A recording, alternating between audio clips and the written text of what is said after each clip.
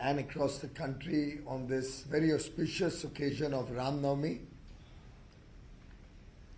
The Navratras get over today. It has been a period of fasting for many people, and of course the nation is in a very celebratory mode given that the Ram temple is going to be ready by the end of this year. The work there is going on at a very scorching pace, and we are all very eagerly looking forward to finally being able to celebrate Lord Ram's birth at his birthplace. India is the president of the G20 this year, our 75th year of independence. As we celebrate Azadi Ka Amrit Mahotsav, it's truly remarkable how the whole world is looking up to India's leadership, looking up to Prime Minister Narendra Modi playing an important role in the world geopolitically in terms of strengthening the economy of the world and also championing the cause of developing nations and less developed countries, particularly from the global south. The G20 with the motto Vasudhaiva Kutumbakam, the world is one family, truly reflects India's ethos and the vision of the Prime Minister, one earth, one family and one future, helps set the tone of the various working group meetings of the G20. We have had our first meeting of the Trade and Investment Working Group in the financial and commercial capital of India, Mumbai, my home city, since 28th of March. It's a 3-day gathering of officials from all the member countries of G20, all the guests and invited countries, and the multilateral organizations like UNCTAD, WTO, IMF, and all the various multilateral organizations who have got together amidst very gloomy geopolitical and uncertain global economic environment where international trade has slowed down, inflation is high, interest rates are going up,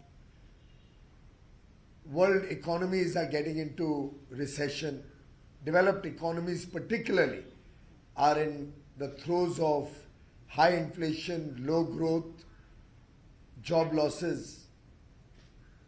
Many developing nations are facing foreign exchange crisis. Amidst all these challenges, India is the bright spot which almost everybody in the world today recognizes and respects. Different world leaders have shown the confidence they have in Prime Minister Narendra Modi. The Italian Prime Minister recently said he's the most loved leader of the world. Many world leaders are looking up to his leadership to resolve the severe crisis in other parts of the world. Some news reports seem to suggest that India will continue to be the fastest growing large economy in the years to come, possibly in the decades to come. We have consistently maintained high growth. We have been able to overcome the challenges of the COVID pandemic. Next year, we are again expected to be the world's fastest growing economy, particularly amongst the large economies.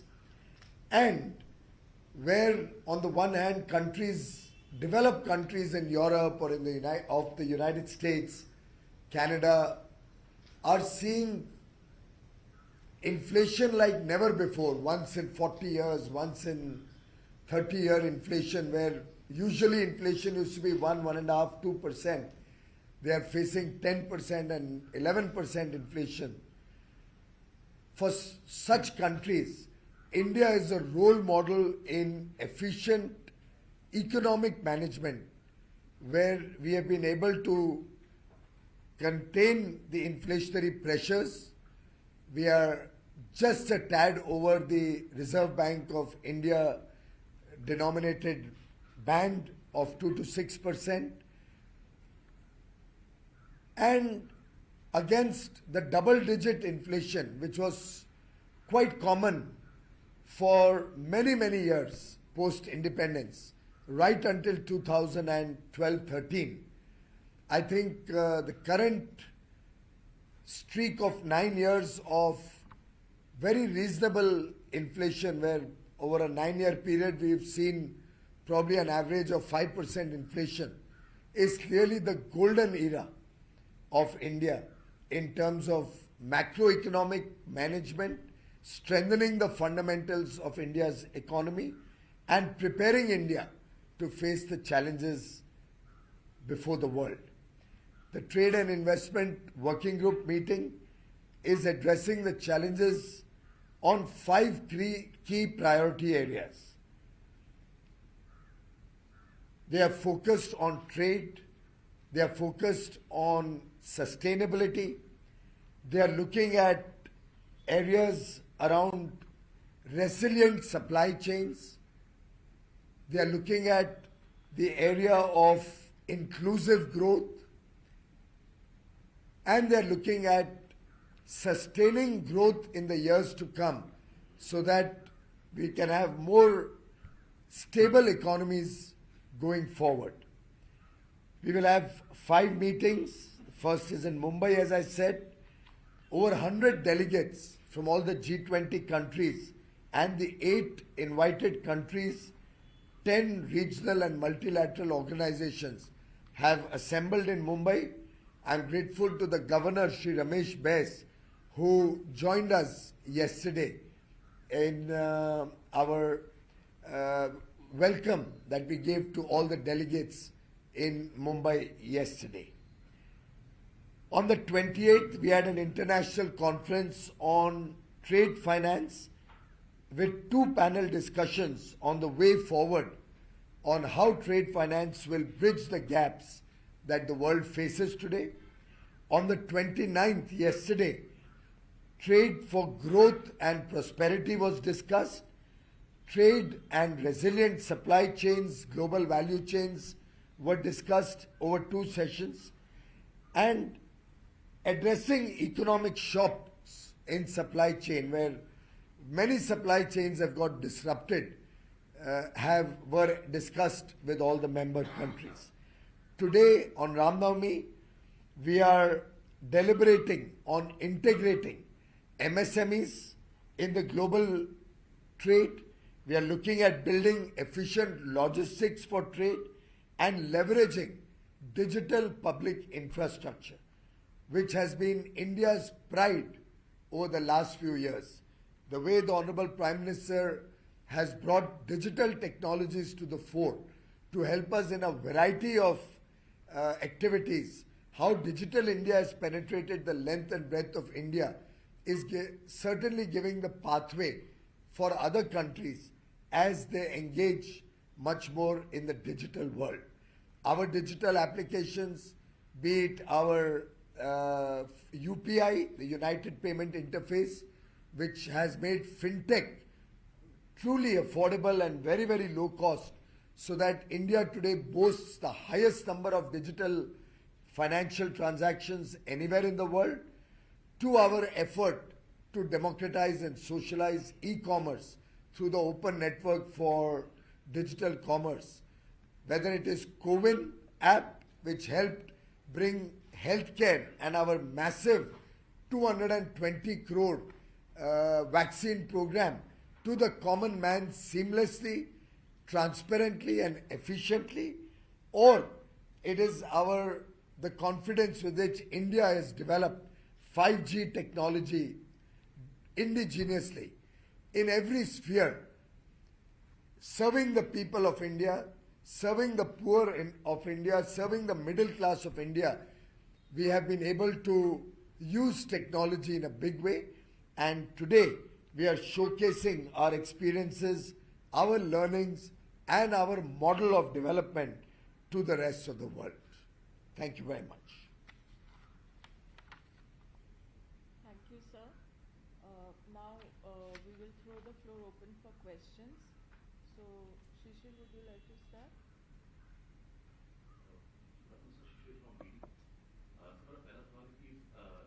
India में अभी अध्यक्षता करके G20 की एक बड़ा सवाल था कि WTO रिफॉर्म्स के बारे में इंडिया काफी वोकल रहा है, जबकि अब अध्यक्षता अपने भारत के पास तो ऐसे में और 3 मीटिंग्स होने वाली भारत की, इसको लेकर क्या सुझाव जो है भारत रखेगा इस रिफॉर्म्स के बारे में और किस प्रकार से वर्ल्ड स्टेज पे जो है अपनी बात मनवाएगा? भाई साहब, WTO रिफॉर्म एक बहुत पेचीदा विषय है, सरल नहीं है। जो विकसित देश हैं उनकी प्राथमिकताएं अलग हैं, विकासशील देशों की प्राथमिकता अलग है, और जो देश अभी भी बहुत कम विकास से जूझ रहे हैं उनकी तो समस्याएं और भी गंभीर है। भारत एक प्रकार से एक ब्रिज है विकसित देश और गरीब देशों के बीच में।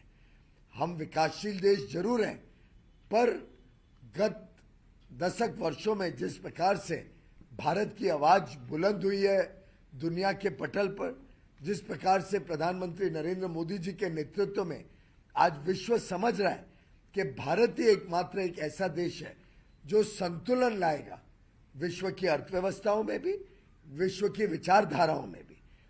ऐसी परिस्थिति में भारत के ऊपर जिम्मेदारी भी बढ़ जाती है।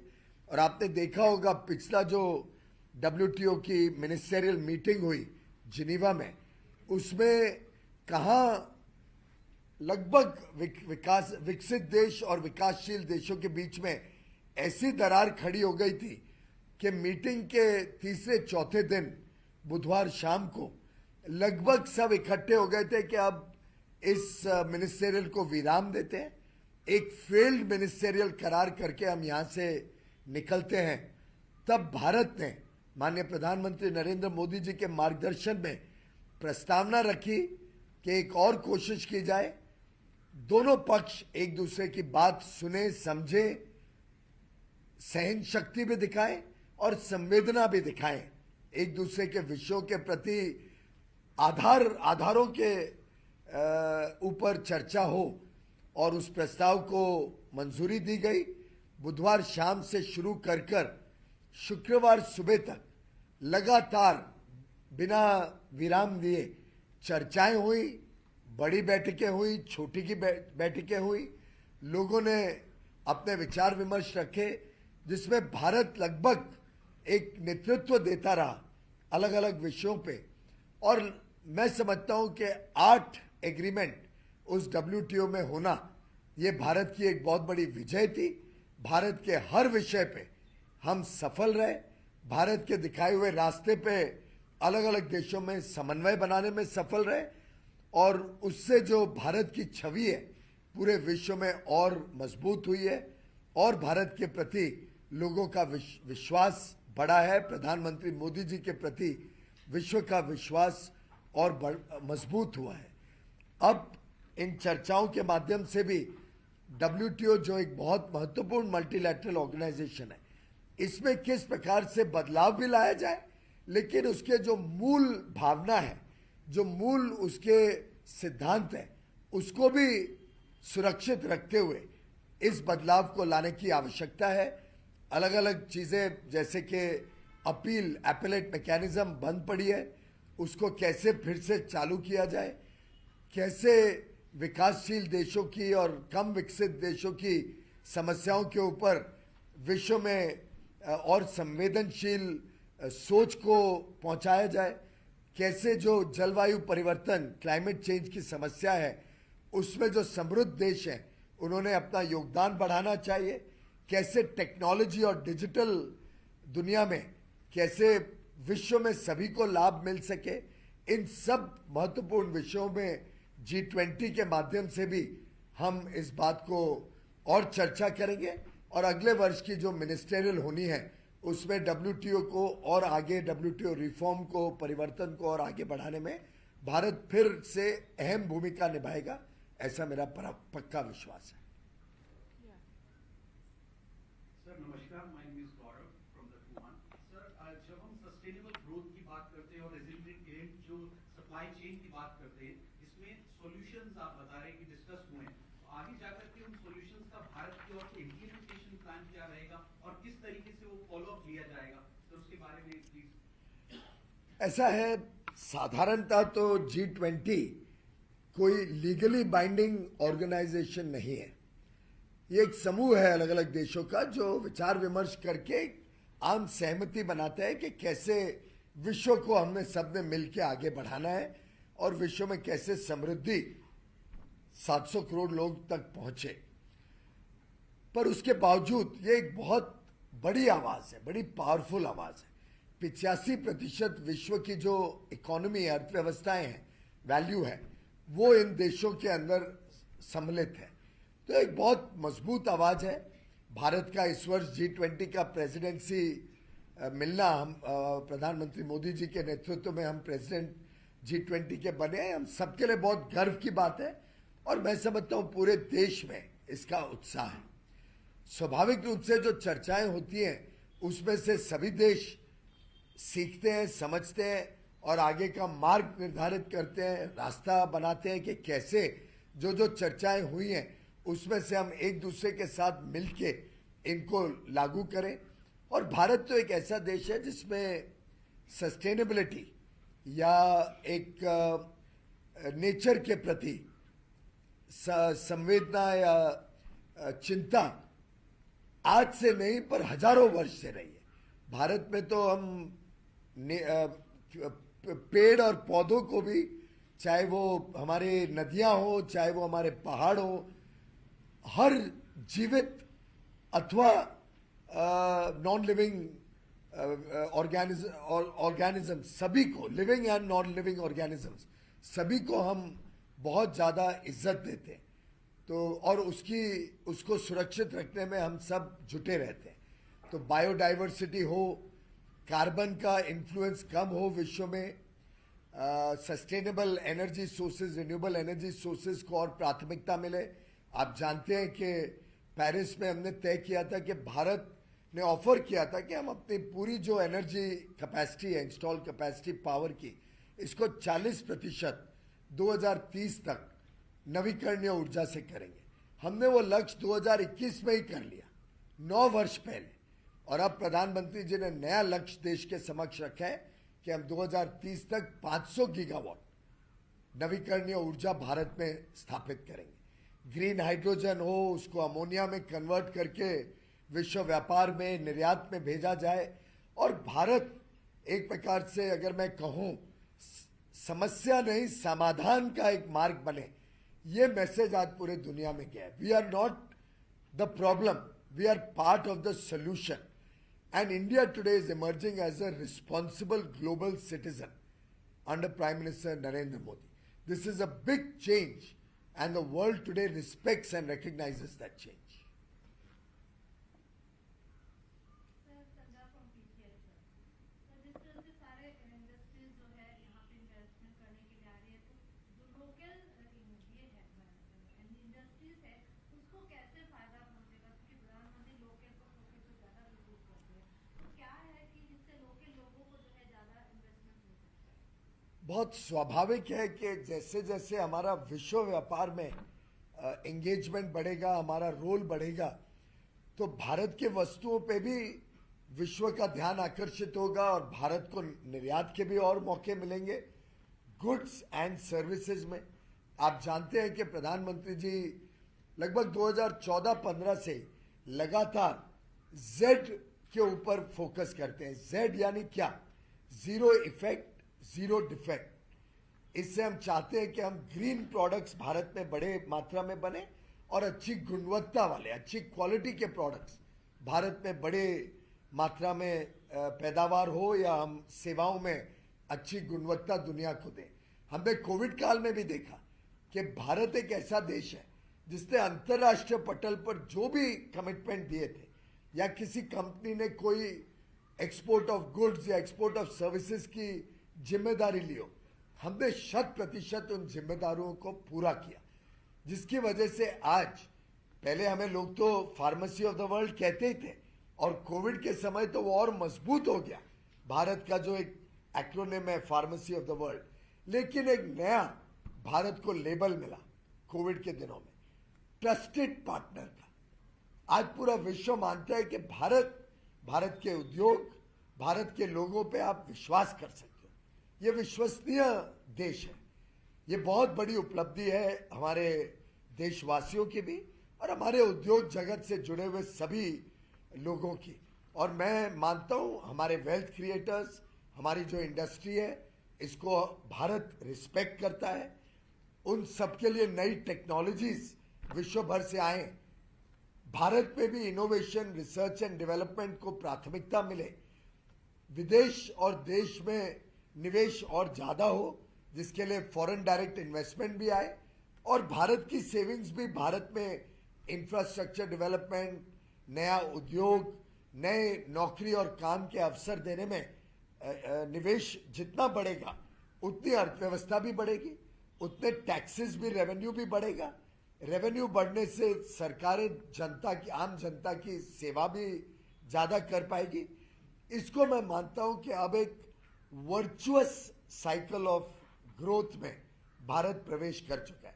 पहले एक शब्दावली होती थी जिसमें कहते थे विशियस साइकिल, यानी बड़ा खतरनाक चक्रव्यूह, पर लेकिन भारत ने उसको बदल के एक बहुत वर्चुअस साइकिल, एक अच्छा चक्रव्यूह, एक चक्रव्यूह जो देश हित और जनहित का चक्रव्यूह, virtuous cycle of growth and development in the future, ये भारत ने परिचय दिया है। और आगे भी भारत इस वर्चुअस साइकिल में नए अवसर भारत के उद्योग को, भारत के स्टार्टअप्स को, भारत के एमएसएमई सेक्टर्स को, भारत की डेयरी को, भारत के किसानों को, अलग अलग लोगों को इसमें से देने जा रहे हैं।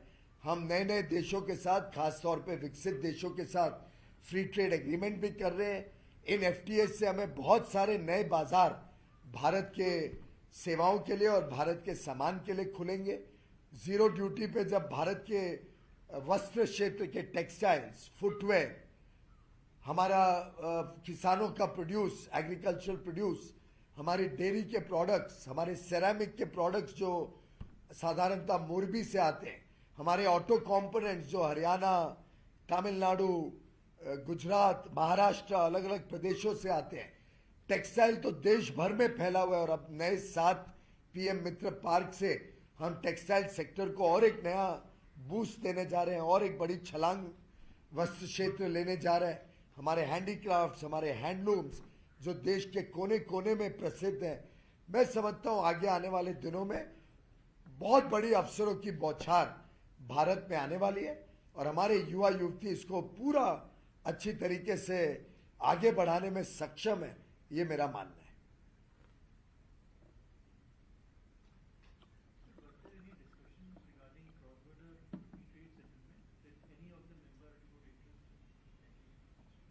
ये विषय अधिकांश बायलैटरली होता है क्योंकि ग्लोबल ट्रेड के इश्यूज में बायलैटरली जो रुपी ट्रेड हम करने जा रहे हैं या क्रॉस बॉर्डर ट्रेड की जो अलग अलग ऑल्टरनेटिव्स की तरफ भारत जा रहा है, वो तो बायलैटरल डिस्कशन होती है। कई बार इन मीटिंगों के साइडलाइंस में भी डिस्कशन होती है, लेकिन ये रिजर्व बैंक और मिनिस्ट्री ऑफ फाइनेंस उस इनिशिएटिव को लीड कर रहा है।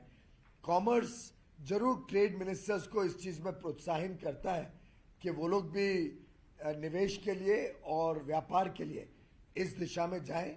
उदाहरण के लिए यूनाइटेड अरब एमिरेट्स से सबसे पहले मार्च 2022 में ये चर्चा हुई थी कि हमने क्रॉस बॉर्डर ट्रेड यूएई के साथ रुपए में करना चाहिए, निवेश भी सीधा रुपए में करना चाहिए, बजाय कि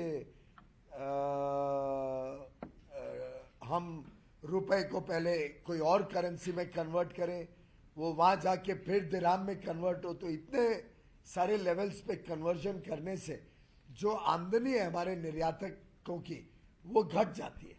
लेकिन सीधा अगर, क्योंकि हमारा बड़ा बैलेंस ट्रेड है, उल्टे कुछ ना कुछ सरप्लस ही है भारत का, नॉन ऑयल ट्रेड को देखें तो बड़ा सरप्लस है यूएई के साथ। तो ये चर्चा वहां से शुरू होके आज एक पूरे विश्व में इसकी काफी इंटरेस्ट दिखाई जा रही है अलग अलग देशों से, पर वो बायलैटरल होती है। ये इस G20 फोरम उसका साधन नहीं है. Sir, Anurag from Wiki now. So recently you had mentioned that the government is in advanced discussions with some countries to finalize economic trade. So is there any nation or countries with whom you're going to start free trade very soon? Well, I think I'll leave it for the Reserve Bank to finally close the loop, but I can only share with you that many nations are showing significant interest in that. In fact, just to supplement overall what is happening in the global stage, I was listing out how many ministers met me, foreign, trade ministers from other parts of the world, in the month of March alone. And frankly, I lost count. It exceeded 12, 13 or so.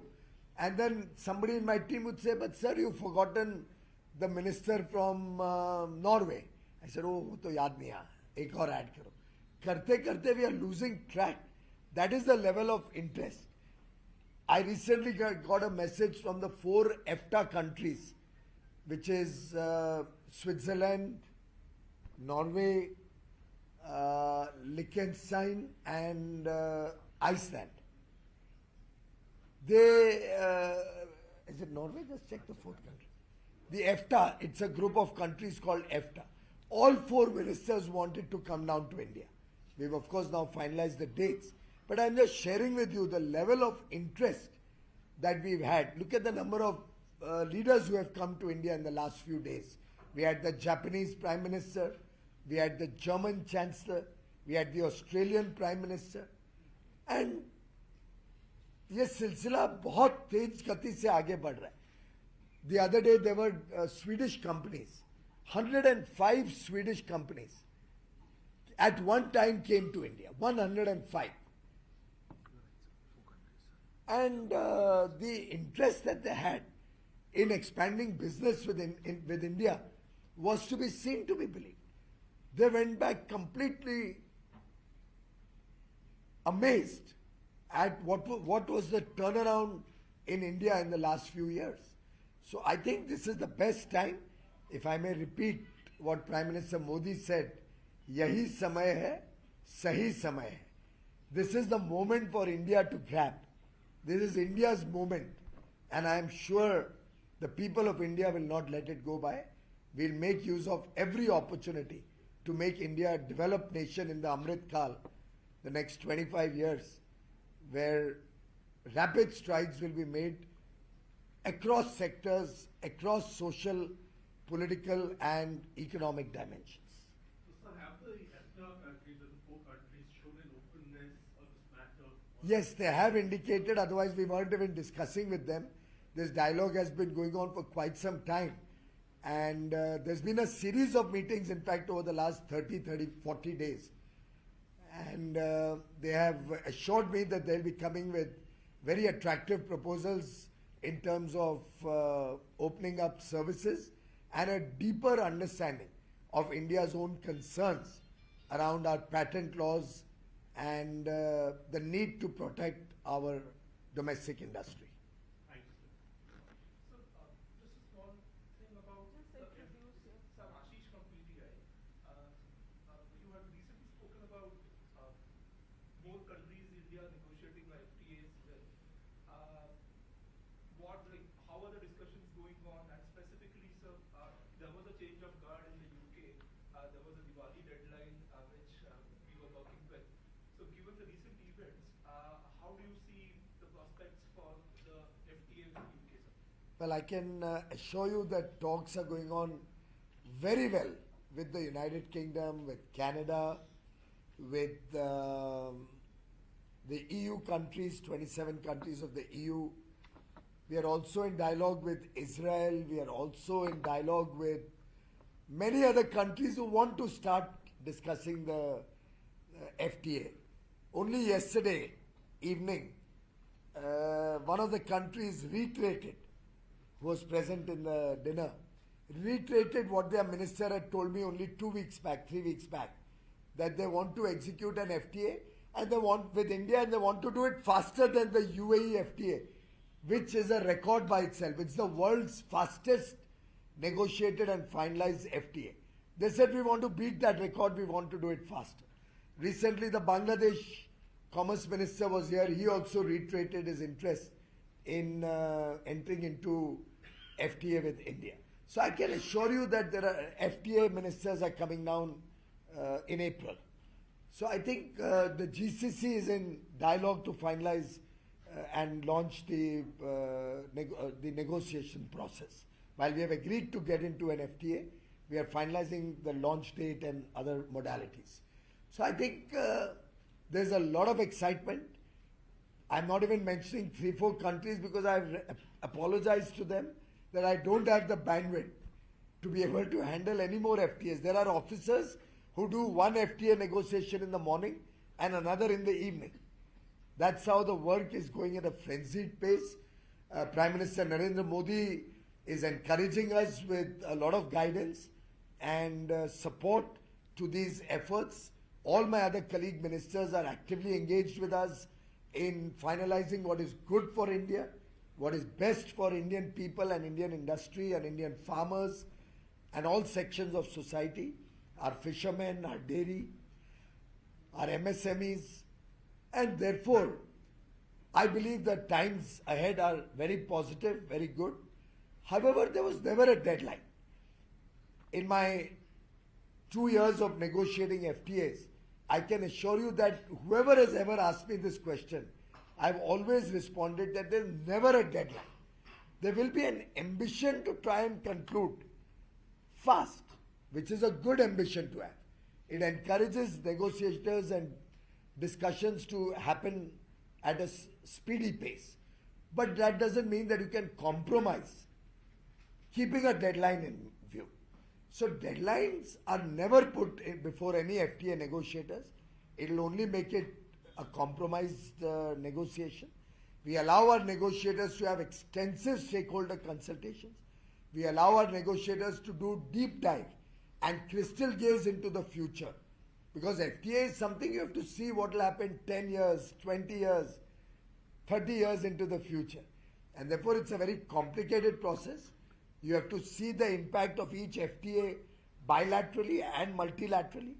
And keeping all of that in mind, we never hurry into negotiations, which does not mean that it cannot happen fast. You can do fast negotiations, but all of these considerations are the one which determine the pace and the final time when you conclude. That was an interest expressed by a former Prime Minister of UK. We respected that, but then politics took a turn and we lost time. After that, almost 4-5 months went in the political discourse in UK not being stable. And well, we are back into the negotiating table. Both sides are discussing at the official level, and let us wait for how it progresses before we come to any conclusions. Quick follow-up actually, sir. When you say that both sides are at the negotiating table and that talks are going on well with the UK, including countries including the UK, so can we broadly sort of say now that these events which have shown some bit of lack of warmth at the diplomatic level don't have much of impact on the talks on the trade front, which go parallelly as both sides desire?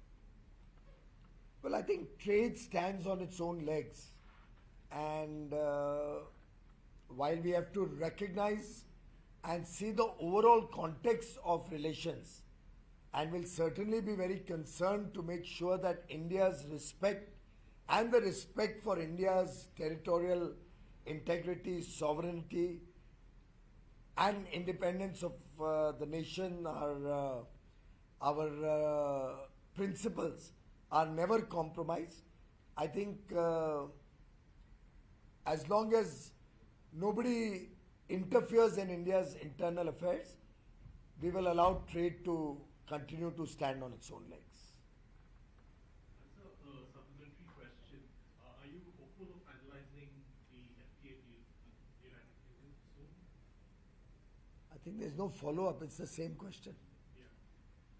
I just said that we are at an advanced stage. We are discussing at all levels. The officials are engaged in discussions.